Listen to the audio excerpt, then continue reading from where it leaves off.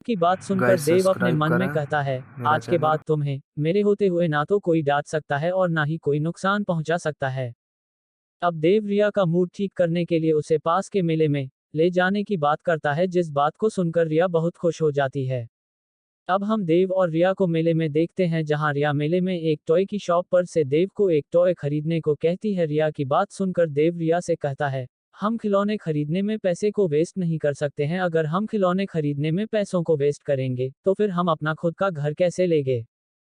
देव की बात सुनकर रिया अपने मन में सोचने लगती है, अगर मेले में से कुछ खरीद कर नहीं देना था तो फिर मुझे मेले में घूमने के लिए क्यों लाए हो। अब रिया एक बुढ़िया के बाल बेचने वाल को देखकर देव से बुढ़िया के बाल खरीदने को कहती है। पहले तो देव मना करता है, पर लेकिन रिया के जिद करने पर देव उसे बुढ़िया के बाल दिला देता है। अब रिया देव को पास में ही चल रहे मैजिक शो में चलने को कहती है। रिया की बात सुनकर देव रिया को मैजिक शो दिखाने के लिए ले जाने लगता है, पर लेकिन स्टेज के आसपास बहुत से लोगों की भीड़ लगी हुई थी, इसलिए देव अब रिया को भीड़ से आगे स्टेज के पास लेकर जाने लगता है। जब रिया और देव स्टेज के पास पहुंच जाते हैं तो देव दिखाता है, मैजिक शो करने वाला बंदा एक फायर टाइप मैजिशियन है, जो कि अपने फायर से अलग अलग करतब करके आम लोगों का मनोरंजन कर रहा है। जब वह मैजिक शो खत्म हो जाता है तो देव और रिया वहां से जाने लगते हैं। तभी देव उस मैजिशियन के टेंट में पीछे से कुछ काले रंग के कपड़े पहने हुए लोगों को जाते हुए देखता है, जिन्हें देखकर देव को कुछ गड़बड़ लगती है और वह रिया को वहीं खड़ा करके उन काले रंग के कपड़े पहने हुए लोगों के पीछे जाने लगता है। जब देव उस मैजिशियन के टेंट के अंदर झांक कर देखता है तो वह हैरान हो जाता है, क्योंकि उन काले रंग के कपड़े पहने हुए लोगों ने उस हंटर को बेहोश कर दिया होता है और वे लोग आपस में कुछ बातें कर रहे होते हैं। तभी देव के पास रिया आ जाती है और वह देव से कहने लगती है, तुम यहाँ पर क्या कर रहे हो। जहाँ रिया की आवाज उन लोगों ने भी सुन ली होती है, तभी उनमें से एक आदमी जल्दी से देव के पास आता है और वह देव से पूछता है, तुम लोग यहाँ पर क्या रहे हो। देव उस आदमी को देखकर डर जाता है और वह हकलाते हुए बोलता है, मेरी बहन यहाँ पर गलती से आ गई थी, इसलिए मैं अपनी बहन को लेने आया था। जहां देव की बात सुनकर वह आदमी पीछे मुड़कर एक दूसरे आदमी की तरफ देखने लगता है और उस आदमी से इशारों में कुछ बात करने लगता है। उस दूसरे आदमी से इशारों में बात करने के बाद वह आदमी देव को वहां से जाने के लिए कह देता है। उन सभी आदमियों से दूर जाने के बाद देव अपने मन में सोचने लगता है, उन सभी आदमियों का प्रेशर बहुत ज्यादा था, अगर उनमें से कोई एक आदमी भी मेरे ऊपर हमला कर देता तो मैं एक मिनट भी नहीं टिक पाता। देव अब रिया को लेकर घर आ जाता है, जहां देव और रिया को घर पहुंचते पहुंचते रात हो गई थी। अब देव अपने और रिया के लिए खाना बनाने के लिए चला जाता है और कुछ देर में खाना खाने के बाद रिया और देव सोने के लिए चले जाते हैं। देव अब अपने कमरे में जाकर बेड पर पड़ जाता है और सोने के लिए जैसे ही आंख बंद करता है, तभी उसको अपने सिस्टम के अंदर शॉप वाले ऑप्शन के ऐड होने की बात याद आती है। इस बात के याद आते ही देव जल्दी से अपने टैटू पर टच करके अपने सिस्टम की स्क्रीन को खोल लेता है और शॉप वाले ऑप्शन पर क्लिक करता है। जैसे ही देव शॉप वाले ऑप्शन पर क्लिक करता है, उसके सामने एक अलग ही स्क्रीन शो होने लगती है। उस स्क्रीन के अंदर एक लाइन में बहुत सारे आइटम थे और खरीदने के ऑप्शन में पैसों की जगह एक्सपीरियंस पॉइंट लिखा हुआ था। उनमें से ज्यादातर आइटम स्किल और रिसोर्सिस थे। रिसोर्सिस में आर्मर, वेपन और एनर्जी लिक्विड जैसे आइटम थे और स्किल्स में true eye, baron detector, power booster जैसी बहुत स्किल्स थी। देव को रिसोर्सिस के कुछ आइटम तो समझ में आ रहे थे, पर लेकिन स्किल का एक भी आइटम देव को समझ में नहीं आ रहा था। बस देव को एक ही बात समझ में आ रही थी कि ये सब आइटम एक्सपीरियंस पॉइंट के बदले मिल रहे हैं। देव इन सभी आइटम को खरीद कर ट्राई तो करना चाहता था, पर लेकिन उसके पास पर्याप्त एक्सपीरियंस पॉइंट नहीं थे, क्योंकि हर आइटम 1000 से 50 लाख एक्सपीरियंस पॉइंट तक का था। देव अब सिस्टम के बारे में सोच सोच कर ज्यादा दिमाग खराब नहीं करता है और फिर सिस्टम को बंद करके सो जाता है। हेलो नमस्कार दोस्तों, नोवेल स्टोरी को हिंदी में सुनने के लिए हमारे चैनल को सब्सक्राइब कीजिए। तो चलिए अब कहानी की ओर आते हैं। अगले दिन भाई भाई भाई भाई चिल्लाते हुए रिया देव के कमरे में आती है। रिया की आवाज सुनकर देव उठ जाता है और रिया से कहता है, तुम क्यों सुबह सुबह मेरा नाम पागलों की तरह ले रही हो। देव की बात सुनकर रिया देव से कहती है, भाई आज आपको मेरे साथ मेरे स्कूल में चलना है, क्योंकि कल टीचर ने मुझे आपको स्कूल में लेकर आने को कहा था। रिया की बात सुनकर देव रिया को गुस्से से कहता है, तुम मुझे ये बात अब बता रही हो, तुम्हें ये बात मुझे कल बतानी चाहिए थी। देव को गुस्से में देखकर रिया अपनी सफाई में कहती है, वो कल मेले घूमने की एक्साइटमेंट की वजह से मैं तुम्हें बताना भूल गई। देव अब रिया को ज्यादा नहीं डांटता है और उसे स्कूल के लिए तैयार होने के लिए भेज देता है और खुद भी स्कूल जाने के लिए तैयार होने लगता है। अब वे दोनों तैयार होकर स्कूल की तरफ पैदल ही जाने लगते हैं क्योंकि रिया का स्कूल उनके घर से ज्यादा दूर नहीं था। अब देव चलते चलते रिया के स्कूल के बारे में सोचने लगता है। रिया का स्कूल पैक सिटी का सबसे फेमस स्कूल है क्योंकि वहां पर पढ़ाई के साथ साथ मॉन्स्टर को हंट करना भी सिखाया जाता है और वहां के टीचर्स भी हाई लेवल के हंटर होते हैं। अब वे दोनों जल्द ही स्कूल के कैंपस में पहुंच जाते हैं और आगे की तरफ चलने लगते हैं। तभी देव और रिया को पीछे से एक लड़की की आवाज सुनाई देती है, अरे रिया तुम। फिर देव पीछे मुड़कर उस आवाज की तरफ देखाता है। उसे उस आवाज की तरफ दो सुंदर लड़कियां दिखाई देती है। उनमें से एक लड़की देखने में 15 साल की लग रही थी और दूसरी लड़की लगभग देव की उम्र 18 साल से 3 साल बड़ी लग रही थी। उस छोटी लड़की ने रिया की तरह फ्रॉक के साथ सफेद रंग की शर्ट के ऊपर नीले रंग की स्कूल जैकेट पहन रखी थी और उस बड़ी लड़की ने हल्के गुलाबी रंग का गाउन पहन रखा था जो कि उसकी सुंदरता को कई गुना बढ़ा रहा था। उस छोटी लड़की को देखकर रिया उस लड़की से कहती है, प्रिया तुम आखिरकार तुम कहाँ गायब हो गई थी? ना तो तुम हंटर क्लास को अटेंड कर रही थी और ना ही लेक्चर क्लास को।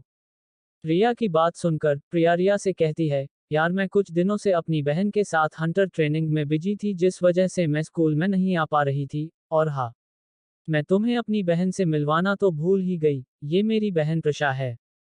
अब रिया प्रशा को हेलो बोलती है। प्रिया अब देव को देखकर रिया से पूछती है, ये तुम्हारे साथ वाला लड़का कौन है? मैंने तो इसे आज से पहले तुम्हारे साथ कभी नहीं देखा। प्रिया की बात सुनकर रिया अब देव को प्रिया से इंट्रोड्यूस करवाती है। असल में प्रिया ये मेरा भाई देव है और टीचर ने मुझे मेरे भाई को लेकर आने को कहा था, इसलिए मैं भाई को टीचर के पास ही लेकर जा रही थी। अब रिया प्रिया के साथ थोड़ी देर बात करने के बाद देव को टीचर के पास लेकर जाने लगती है। टीचर के पास जाते हुए देव रिया से पूछता है, वो लड़की कौन थी? जिस पर रिया देव को बताती है, वो मेरी स्कूल की बहुत अच्छी दोस्त है। जब से मैंने स्कूल को ज्वाइन करा है तब से ही हम दोनों बहुत अच्छे दोस्त हैं। अब वे दोनों टीचर के केबिन के पास पहुंच जाते हैं। रिया अब अपने भाई को अंदर लेकर जाते हुए टीचर को देव के बारे में बताती है। देव के बारे में सुनकर रिया का टीचर अब रिया से कहता है, रिया तुम अपने भाई को यहीं पर छोड़कर बाहर चले जाओ। टीचर की बात सुनकर रिया अब देव से कहती है, भाई आप टीचर से बात करो और मैं यहाँ से प्रिया के पास जा रही हूँ, उससे थोड़ी देर और बातें कर लूंगी। अब रिया देव को टीचर के पास छोड़कर वहां से चली जाती है। रिया के जाने के बाद टीचर देव से कहते हैं, मैंने तुम्हारे बारे में रिया से सुना है कि तुम एक एफ रैंक के हंटर हो, पर लेकिन मुझे तो ऐसा नहीं लग रहा है कि तुम एक एफ रैंक के हंटर हो। मुझे तो ऐसा लग रहा है कि तुमने पिछले कुछ दिनों में बहुत मेहनत की है, शायद इसी वजह से तुम ए रैंक पर पहुंच गए हो। टीचर की बात सुनकर देव को कुछ समझ में नहीं आता है और वह चुपचाप खड़ा होकर टीचर की बात सुनता रहता है। अब टीचर आगे बोलते हैं, चलो मैं तुम्हारा ज्यादा टाइम वेस्ट नहीं करता हूं और मुद्दे की बात पर आता हूं जिस वजह से मैंने तुमको स्कूल में बुलाया है। असल में देव तुम्हारी बहन की 8 महीने की स्कूल फीस 40,000 रुपए अभी तक नहीं आए हैं। अगर 1 महीने के अंदर रिया की स्कूल फीस नहीं आई तो रिया आगे हंटर बनने की ट्रेनिंग नहीं ले पाएगी और रिया जैसे जैसे प्रोग्रेस करती रहेगी उसकी फीस भी बढ़ती रहेगी, क्योंकि जैसे जैसे स्टूडेंट प्रोग्रेस करता है हमें उनके लिए रिसोर्सेज भी खरीदने पड़ते हैं और रिसोर्सेज खरीदने के लिए हमें पैसों की जरूरत भी पड़ती है। मैंने तुमको पिछले महीने फीस का नोटिस भी भेजा था। टीचर की बात सुनकर देव अब सोचने लगता है, मुझे पिछले महीने फीस का नोटिस तो मिला था पर लेकिन मेरे पास पैसे नहीं थे। देव अब टीचर से कहता है, मैं रिया की स्कूल फीस 1 महीने से पहले जरूर भर दूंगा। देव अब टीचर के केबिन में से चला जाता है और बाहर आकर सोचने लगता है, यार अब मैं रिया को कहाँ ढूंढूं, वो तो प्रिया और उसकी बहन के पास गई है। देव अब स्कूल के कैंपस में चलते हुए रिया और प्रिया को ढूंढने लगता है। तभी देव को कैंपस में थोड़ी दूरी पर कुछ आदमियों का झुंड दिखता है जो कि बहुत हड़बड़ी में लग रहे थे और किसी को ढूंढने की कोशिश रहे थे।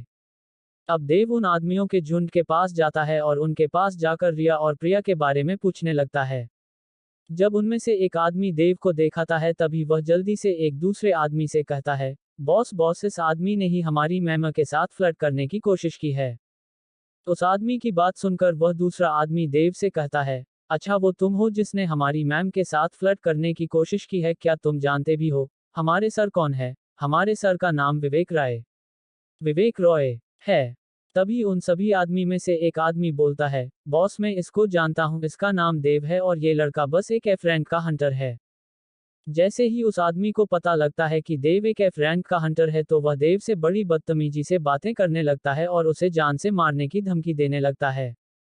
अब देव को भी उस आदमी की बात सुनकर गुस्सा आ जाता है और वह उस आदमी से कहता है, तुम मुझे स्कूल के अंदर धमकी नहीं दे सकते हो और ना ही मेरे ऊपर हाथ उठा सकते हो। अगर तुम मेरे साथ स्कूल में लड़ाई करोगे, तो तुम्हें स्कूल के लॉ के हिसाब से सजा मिलेगी, और तुम जानते ही हो, अगर तुम स्कूल में लड़ाई करोगे, तो तुम्हें स्कूल के टीचर जो कि हाई लेवल के हंटर है, वह तुम्हें मार मार कर तुम्हारी हालत बात से भी बदतर कर देंगे। वे सभी आदमी देव की बात सुनकर डर जाते हैं और देव को घूरते हुए वहां से चले जाते हैं। उन सभी आदमियों के जाते ही देव अपना सिर पकड़ लेता है और अपने आप से ही कहता है, गॉड, कभी तो आप मुझे सिस्टम देकर मुझे खुश कर देते हैं और फिर इस खुशी को मुझसे बहुत जल्दी छीन भी लेते हैं। अब मैं कहां से 40,000 रुपए लेकर आऊं। देव अभी इन्हीं सब बातों के बारे में सोच रहा होता है, तभी इसके सिस्टम पर नोटिफिकेशन आता है, आपको अपने डेली क्वेस्ट को पूरा करना है। डेली क्वेस्ट का नाम सुनकर देव को बहुत गुस्सा आता है और वह सिस्टम को गाली देने लगता है।